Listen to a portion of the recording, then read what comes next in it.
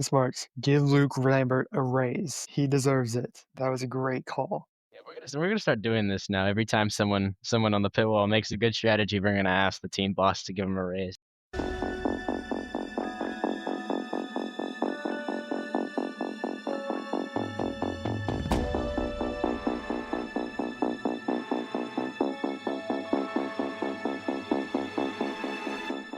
It's lights out and away we go.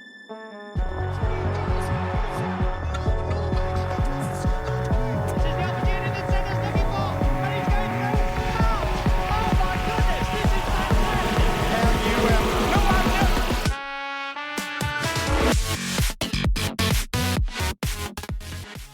General format for each episode is we discuss pre-race news first, then we get into practice sessions or qualifying.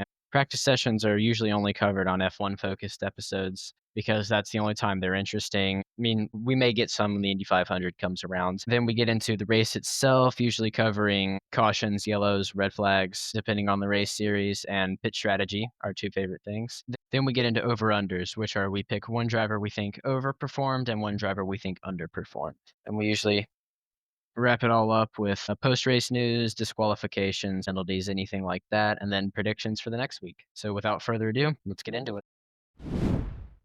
All right, well, let's start with pre-race news. Okay, Rodney Childers, who started as Spire's number 7 crew chief, he is now gone from Spire. Ryan Sparks is back in the crew chief role, Justin Haley, and he's also the competition director for Spire, so that's interesting. Right? How do you think this is going to affect Spire as a whole? As listeners will come to know, we are very big Hocevar or hover car fans. How do you think that's going to affect Spire going forward this season? Yeah, I mean, all of the Spire people, they seem to be really confident in the decision, including Rodney Childers himself. But I mean, they're losing the big skill element to their team. So it's tricky because like Rodney Childers is very experienced. He was with Kevin Harvick for a very long time, and he's been in the sport for quite a while. Ryan Sparks has also been in the sport for a little bit, so I'm just not really sure how that's going to happen, but we'll see how it goes. Justin Haley didn't have a particularly solid run. Yeah, Justin Haley's been kind of mid this season. Yeah, I finished 25th. He is, where is he? He is 27th in the standings. 211 points behind William Byron, the leader. 10 starts, no top fives, no top tens. He had that good run in Bristol, but didn't really capitalize into much. Really just didn't have pace once everyone really started picking up. So yeah, if Childers himself is agreed on this decision, then I think it's a pretty good thing for Spire. I think they're definitely capable of getting a win this season, especially with the pace Hocevar's shown on Yes, draft tracks this season. Michael McDowell is a very veteran driver, for sure. The car has had some really good runs this year. We saw in Atlanta, he was right there at the end. NASCAR let it go on, and it could have been anybody's race there. It could have been him, Larson, or Bell. Yes, but And McDowell then ended up getting it. Michael McDowell has been in the sport since Yeah, 2008. A very long time. I've been looking at NASCAR news in like the past couple minutes. I found out that Chipper Jones, the Braves player, he had some things to say about Joey Logano's comments on Cindric at the end of stage 2, which is interesting. Here's what Chipper Jones said. Congrats to Austin Cindric on his Talladega win. Good teammates are hard to come by. Boss, remember that one of yours fed you on national TV when in all actuality, you did everything possible to keep from wrecking him. Hate to be deuces in the team meeting on Monday. Some people are hooray for a team. As long as I'm the stars, every team has them. Hendrick, RCR, JGR, Penske. Sometimes karma's glorious. Enjoy this one. In case anyone is confused, let me be clear. At Joey Logano. I mean, that just makes me like Chipper even more. I mean, I'm already a Braves fan. I'm sad about their performance starting this season, but that just makes me like Chipper even more if he's getting after sliced bread for being a butt. Yes. Yeah, but I mean, you should be respectful to your teammates. Yeah, he should. And I just hope he realizes that Cindric was really just trying not to wreck him, which is exactly what you should ask for from every teammate, for sure. So, yeah, that's my opinion.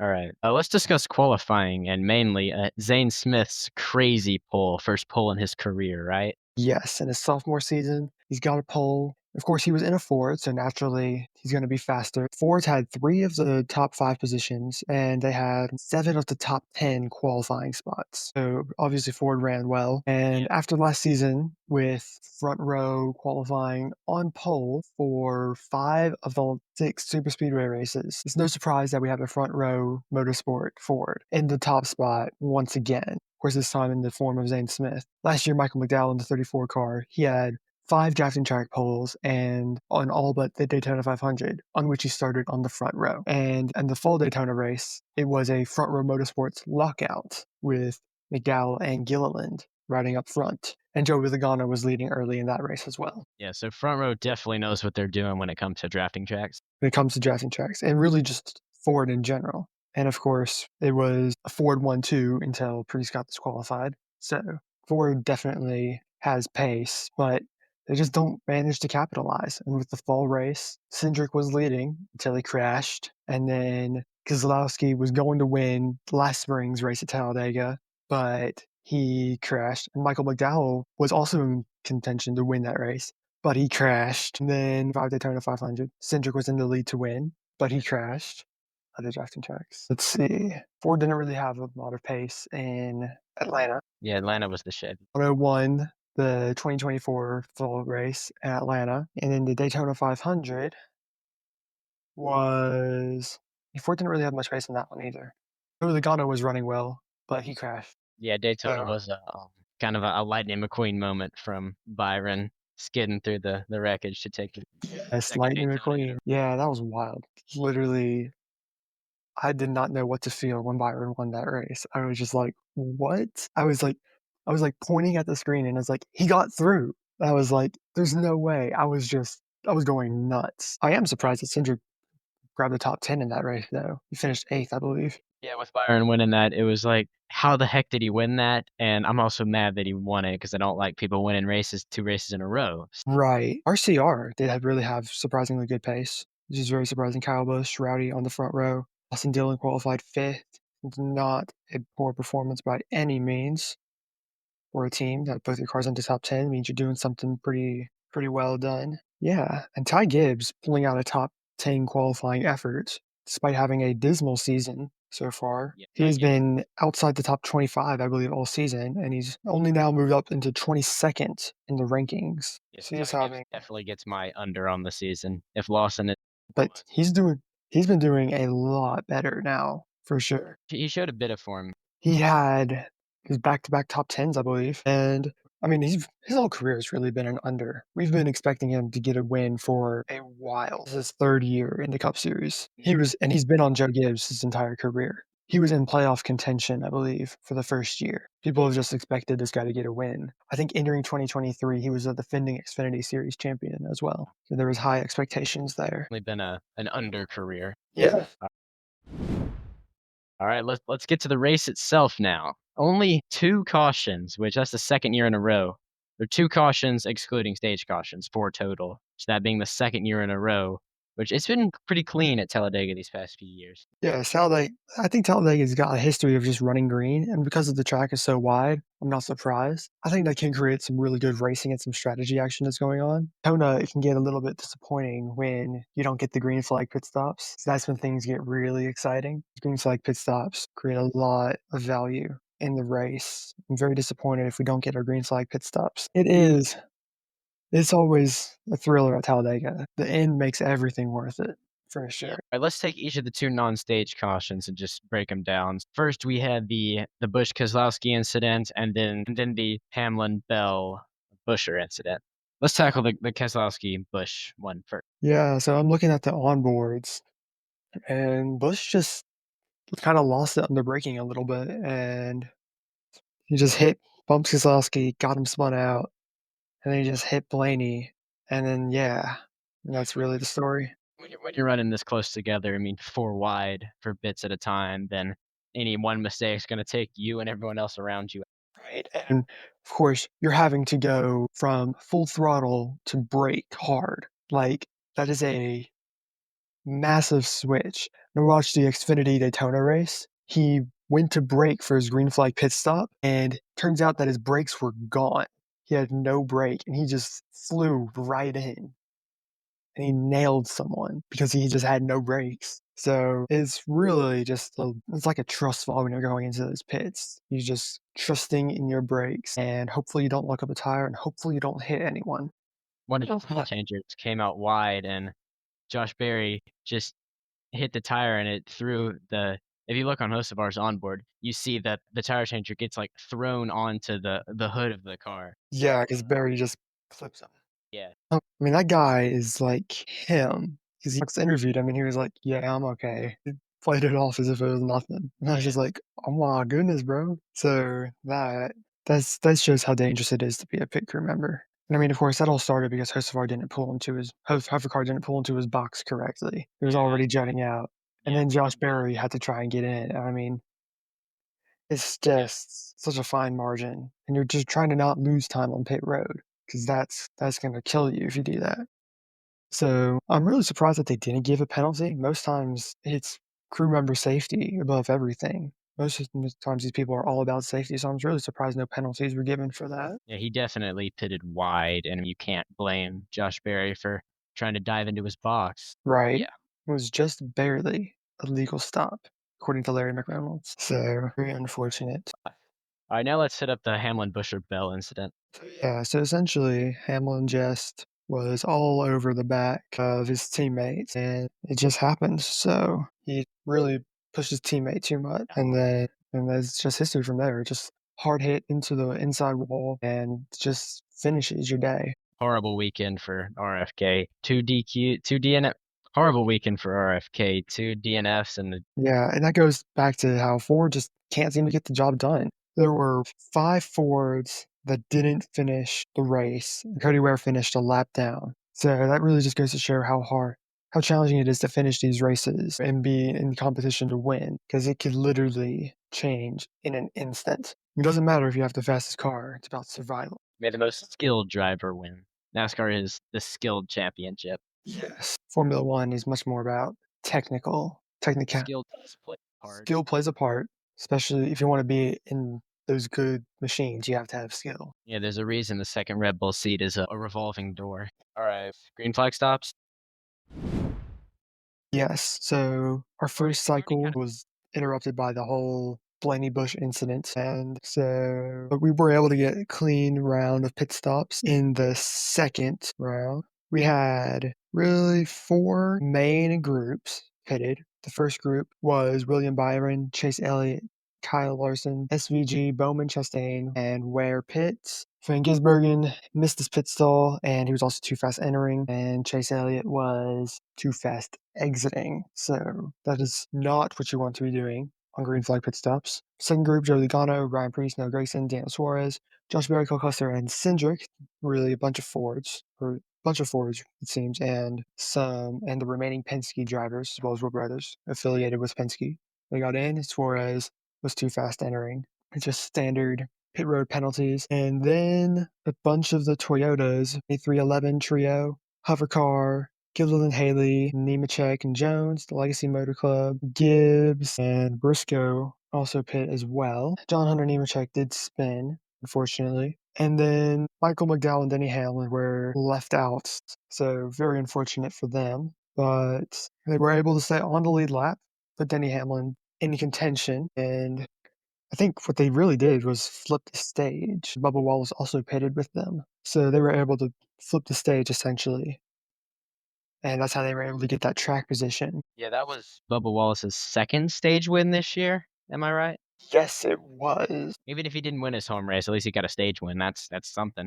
Right, that's something. And I mean, like, it's Talladega. Like, don't expect to win your home race at Talladega. Yeah.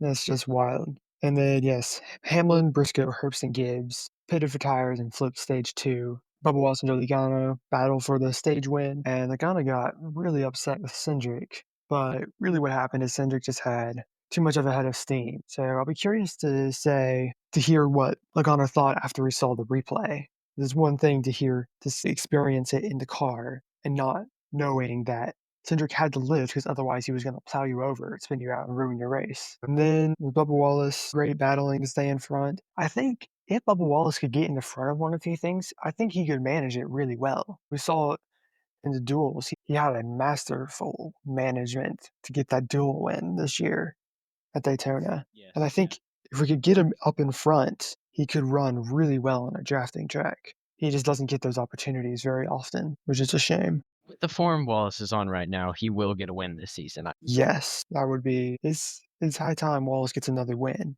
for Yes, sure. it is. He also gets a lot of points in this season. He didn't make the playoffs last year, but he was definitely in contention to make the playoffs for last year. So he's definitely a regular player in these races. So we'll keep an eye out for Bubba Wallace. He was also the only Toyota to get a top 10 in this race, That's a despite the terrible cycle they had. We'll get to that later. So then there was a Toyota strategy where they flipped the stage. That was brilliant. And they just put the pedal to the metal. They went hard, and you could tell they were going hard because it was too wide for like that entire stage, which is rare for Talladega because often they get three wide nearly instantly. The third lane gets a ton of momentum around that track. Yep. And they really just had six cars and they had the lead all to themselves. Logano and Smith were really fighting hard to battle around that outside, but they could not get past that group. They got close, but then someone would leave and it just killed all of their momentum.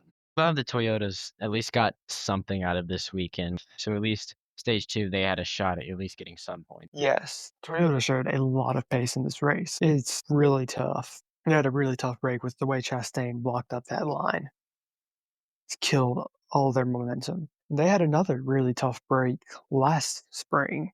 They all pitted together, but then Wallace and Jones crashed into each other, and that ruined their strategy because they were much faster than the lead pack. They were definitely going to cycle to the lead on that pit cycle. They were in great position. Reddick was really the only one who was able to make any decent recovery after that.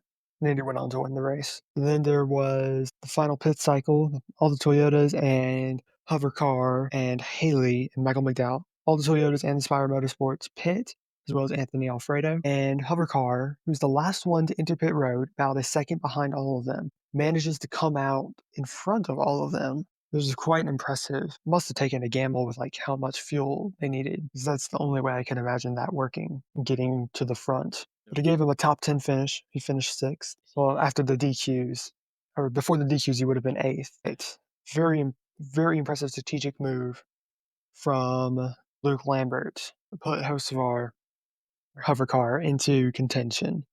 It's a great move. And then there was everyone else running along.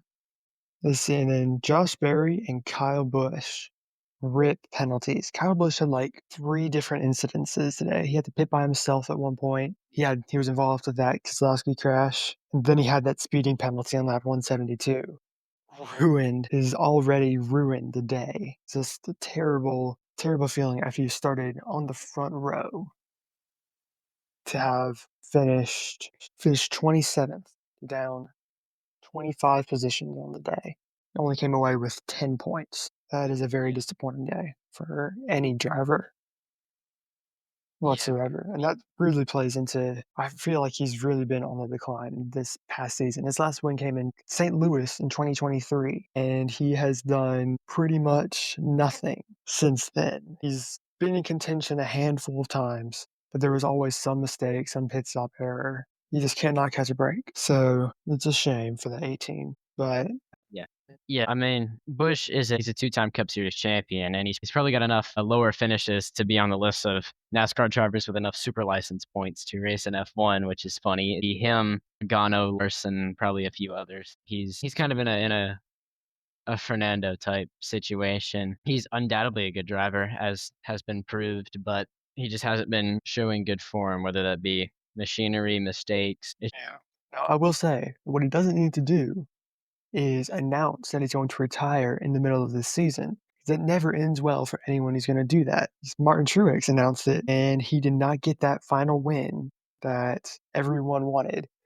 And Kevin Harvick didn't get that final win as well. So I don't think announcing your retirement while you're still actively racing actually will help you. I think that's just going to really solidify the fact that you're not going to get that final win. Yeah, at least give the fans a brief hope that you could do something. Yes. But if the trend keeps on trending then don't announce your retirement before you actually retire. Do what Carl Edwards did and retire out of the blue.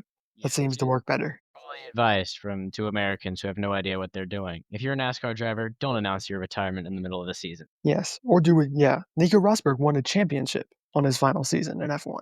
So, and then announced his retirement. Quit while you're on top. That's what I say. Yep. And then, yes, what a finish from Austin Yeah. Cindric. He got that break with the being lapped cars of Barry and Busch. They really gave him that couple feet that he needed. The 12 inches that he needed to win the race was given to him by Josh Berry and Kyle Busch, who had those speeding penalties. So it all kind of came full circle. The official finish was 0.022 seconds, just incredibly close margin. So quite a thrilling finish at the end. It's a classic finish at Talladega, and I'm just glad that it ran green. Often someone wrecks in these types of races, and things just go crazy. But NASCAR has really been having trouble getting the caution timing right. So I think it's better that it ran green here. We actually see everything unfold instead of a premature caution being thrown. Time on a drafting track this season, we didn't go into overtime. Yes. Well, good job to the Wood brothers. They ran into Carson Hocevar's pit crew and gave Cindric a win. So good job to the Wood brothers. Yep.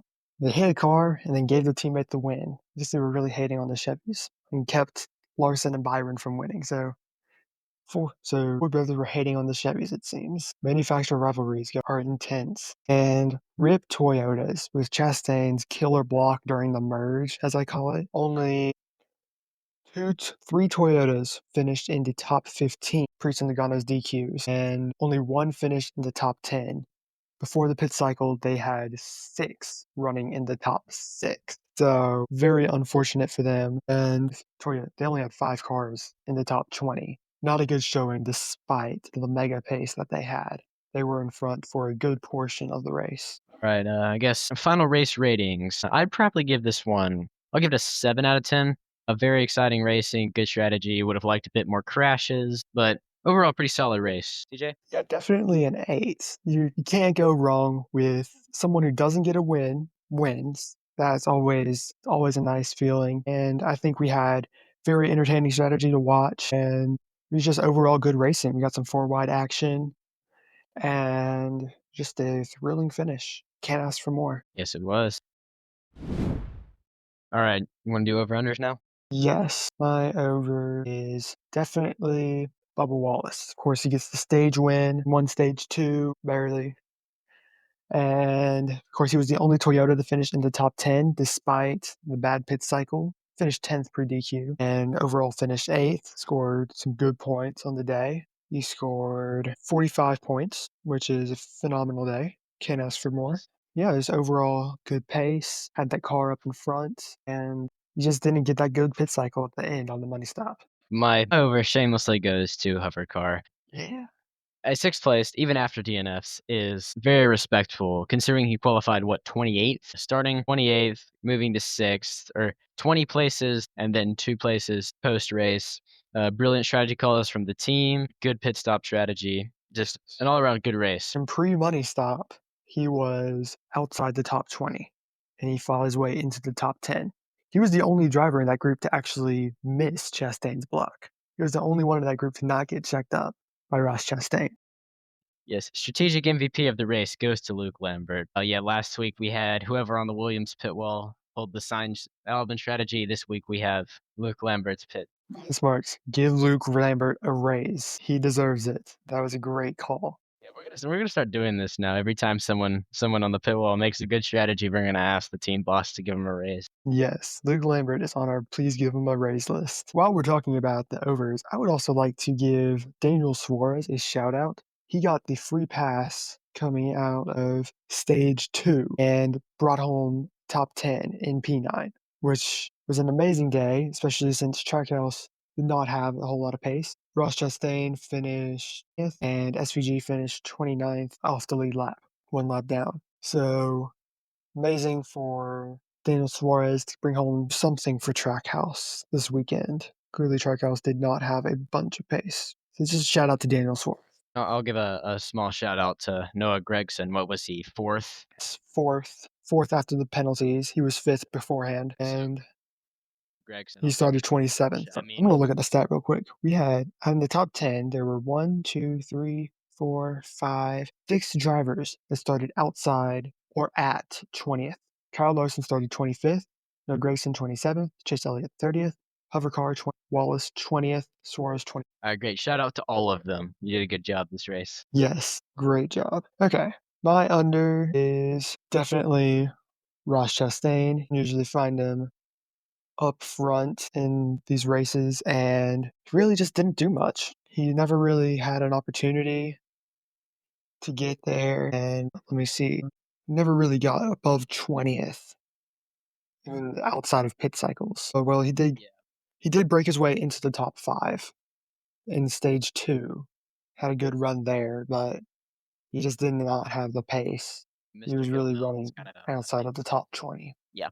Best position. Aside for the race, I think he did manage to get into first at one point, but very briefly he then dropped down to 8th a lap after that. So he really struggled there. For my under, I'm gonna go just the Toyotas in general. I mean, they had some good showing. They looked strong, especially in stage 2. Just a bit of bad luck on their part. I mean, you can't really fault them, but I did expect, with the strong showing they put out in the stage 2, I thought they could have done a little bit more, but that's NASCAR. Yeah, that's NASCAR. And that's Talladega. That's drafting. It's anybody's race. Anything can happen. It's not over till you cross the checkered flag. And even then, for Priest and Logano, it wasn't over with the post-race DQs. Let's talk about that real quick.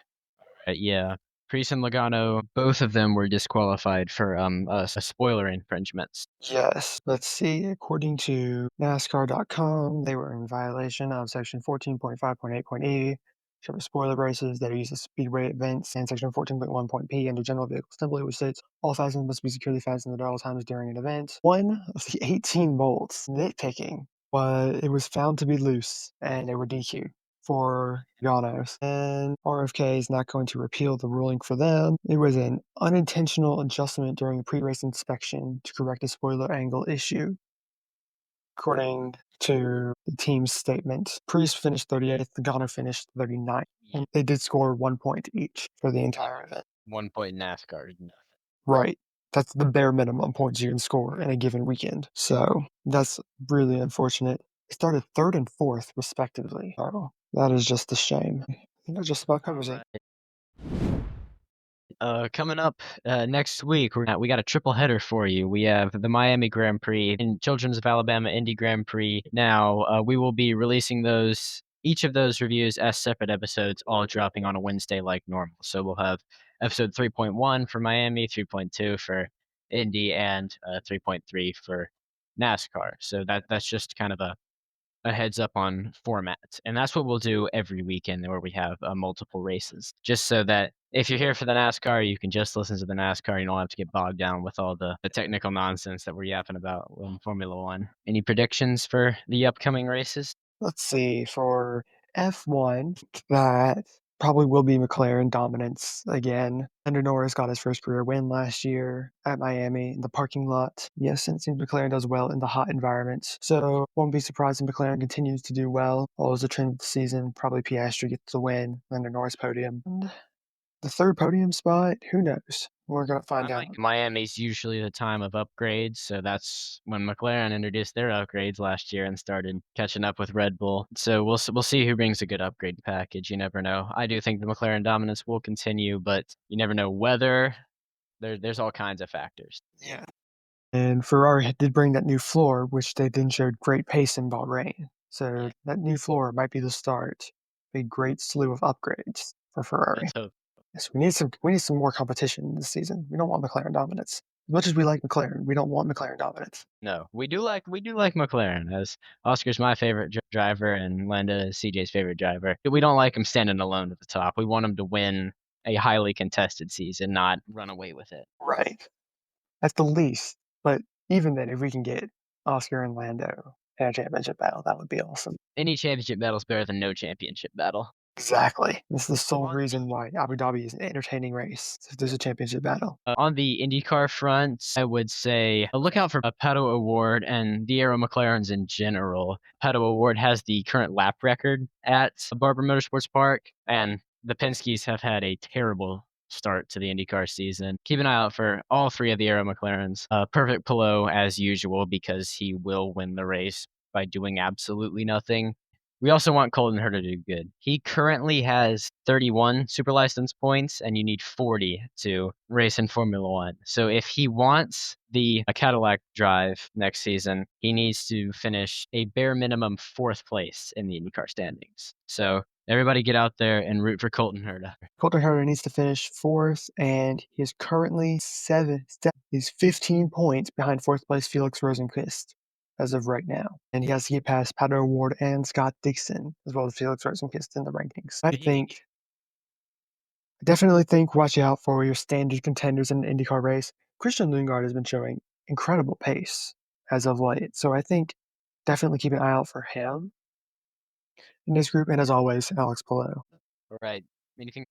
Texas. The odds have Kyle Larson as the favorite on the intermediate track. It's not a bad bet. Let's see. I do like the Toyotas here. I think they've got a good chance. And in terms of long shots, Michael McDowell did show some good pace last year until he crashed. And let's see. Maybe Josh Berry could run well. I don't know. We're going to find out. It also might be high time for a Penske win with Blaney and Logano. But it's really hard to tell pre-qualifying. That's going to do it for this week. If you enjoyed what you heard, be sure to follow or subscribe depending on your platform. We are available on all major podcast players and YouTube. Comment on whatever platform, Spotify or YouTube, and join the Discord if you want to engage with us. It should be linked in the description. And so thank you all for listening, and we'll see you all next.